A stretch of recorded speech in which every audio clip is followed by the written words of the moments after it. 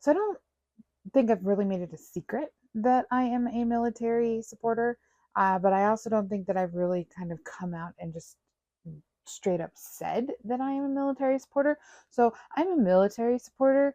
My brother was Air Force. My dad was Air Force. Both his parents were Air Force. Like we go back generations, all the way to at least the Revolutionary War with military members on both sides of my family. So it kind of runs.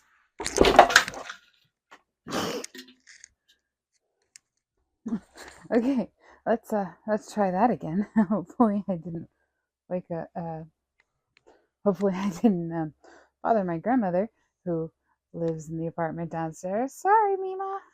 Anyway, so yeah, so military history, it runs in my blood. I'm super anxious and nervous about those flowers now. It's actually the book's fault, so I got the book little stand thingies. So hopefully that won't happen again. Okay, so military. Big supporter of the military.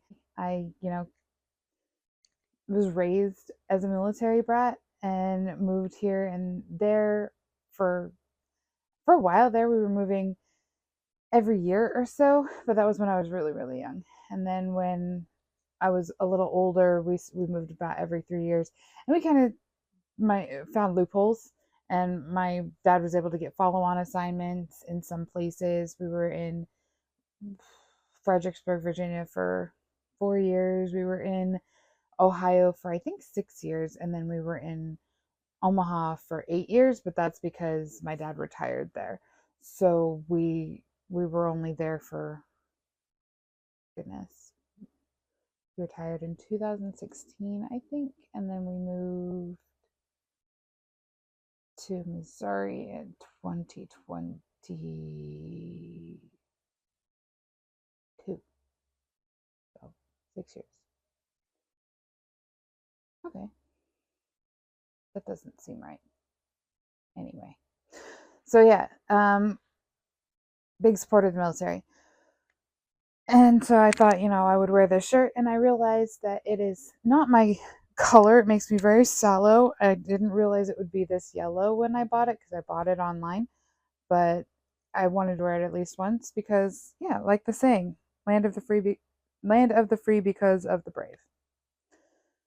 And I figured with Memorial Day weekend this week was timely, but I I don't know. A lot of our military procedures and things have changed in the last several years.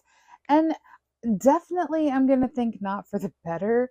There's a reason why military recruitment is down right now. There's a reason why people are doing their time and getting out. And I, I've always kind of had a problem with the fact that, like, particularly in regards to things like vaccines, like my dad had to get the flu shot every year when he was in the military, and every time he got the flu shot, he got the flu. I don't understand why he needed to get the flu shot in the first place.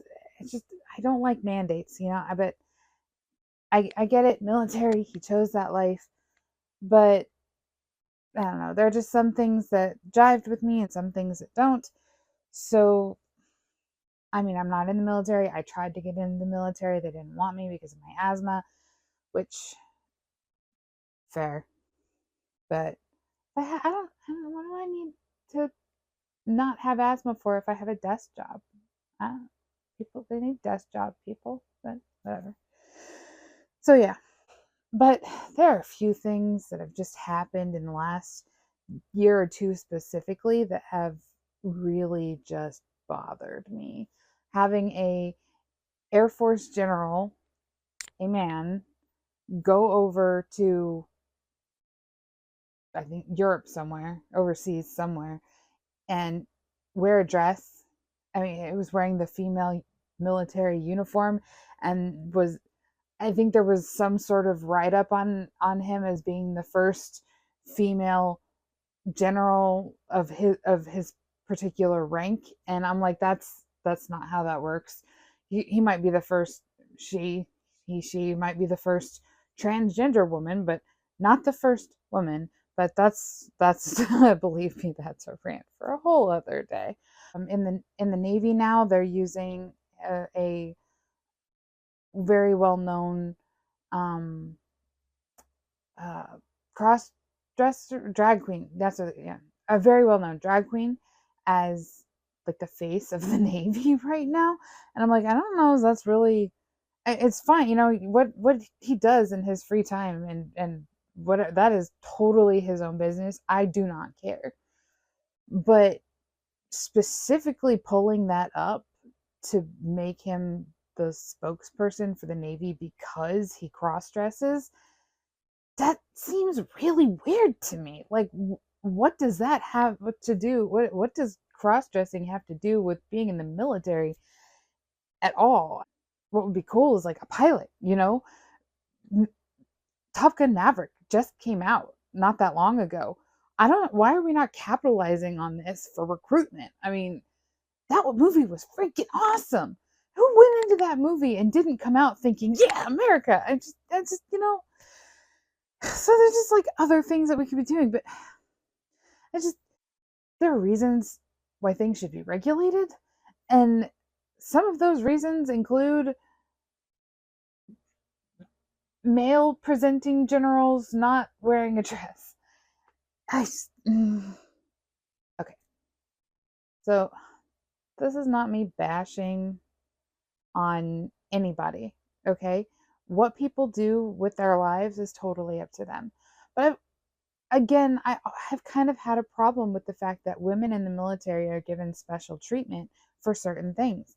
Like the fact that they don't have to cut their hair, they don't have to do as much as the men physically, and it's just there's a certain lowering of the bar. Now, if you wanted to let in specific people for specific reasons, like if somebody was specifically recruited for a desk job and they're never going to be, deployed overseas for active combat, then sure, lower the bar for them. Why would they need to be as physically fit as somebody who wants to go in to become a SEAL or a Green Beret or whatever? That doesn't make sense. There can be exceptions based off of need, but making exceptions based off of physical ability doesn't that's not right. There was I posted a short clip of one of my previous videos, which was when I don't remember which video specifically it was, but the clip was, women in the military, why are we making exceptions for you? If men have to do 100 push-ups in a minute, you should have to do 100 push-ups in a minute. And the one of the people responded saying, men don't have to do 100 push-ups in a minute. It's actually however much. And I'm like, I know they don't have to do 100 push. I don't know what the actual number is, but I'm pretty sure it's not 100. And if it is, great. If it's more, great. If it's less, I don't care. That's not the point. My point is if we're letting women into the military to do the things that men are doing, they should have to do the things that the men are doing, because otherwise, what happens if you've got these men and women in a combat situation and the women can't do physically the same things that the men are capable of doing? So, not trying to get into the whole like women shouldn't be in the military thing, because I genuinely don't care if women are in the military. Like I said, I tried to join the Air Force. But the problem is when we cater. Why are we catering? There are certain expectations from the United States military, and we are a superpower. Our biggest deterrent against foreign aggression is the face of our military being a strong opponent, okay?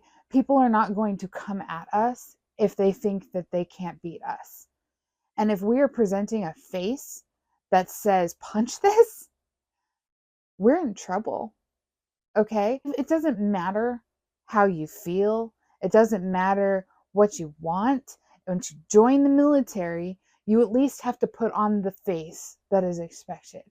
Because if you don't, then you're in danger, your comrades are in danger, the citizens are in danger, because we don't have that buffer. Now, this is starting to feel like a bashing video, which I do not want it to be, because like I said, super pro-military, and these men and women go out and they put their lives on the line every single day, and I cannot be more grateful for what it is that they do. Most of the problems I have, all of the problems that I have, are not with the military personnel. It's with the bureaucracy and the way that the decisions that are being made on a higher level. Are people going to listen to me and make changes? No, I'm a nobody. Why would they care what I think? But I hope that what is coming, based off of what we're doing right now, will not cause problems for the military members, for us as American citizens, because other countries perceive us as weak. We cannot be weak. We are a country of strength. We have to be, because everybody's against us. And so much hate is coming at us from inside the country. People have forgotten who we are and why we are here and what it is that we do. We're so focused on the bad things of the past that we're not able to look at the good things of the present and make them better. Should we remember the past? Absolutely. Were awful things done? Absolutely. Should they never be repeated? Absolutely. But the longer you dwell on the past, the less you're going to be looking to the future in positive ways. So this Memorial Day, as we remember those who gave all, just keep in mind that it is up to us to protect what they gave their lives for, to make sure that this legacy of America carries on through our children, our nieces and nephews, whatever the case, that we're passing the torch to a generation who knows that this is our country. This is where we live. It is still the greatest country on earth. I don't care what anybody else says. There are other great places in this world, but America is the freest, most prosperous nation for a reason. And when we forget that reason, we lose it. We're going to lose America. We're going to lose our freedom if we don't remember. So that's what I got to say about that. I'm always open for debate. You think what you think, I'll think what I think. Hopefully we can come to a consensus, or at least agree to disagree. But whatever the case, I hope you have a wonderful Memorial Day weekend. Thanks for hanging out with me, and I will see you next time.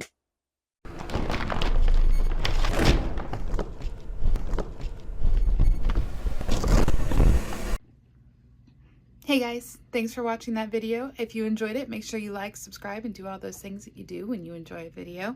If you'd like to learn more about us at Moms for America or the Millennial Rant, you can visit our website at millennialrant.com or see us on our Instagram page at millennial_rant. I look forward to seeing you next week, and I hope that you have a wonderful day.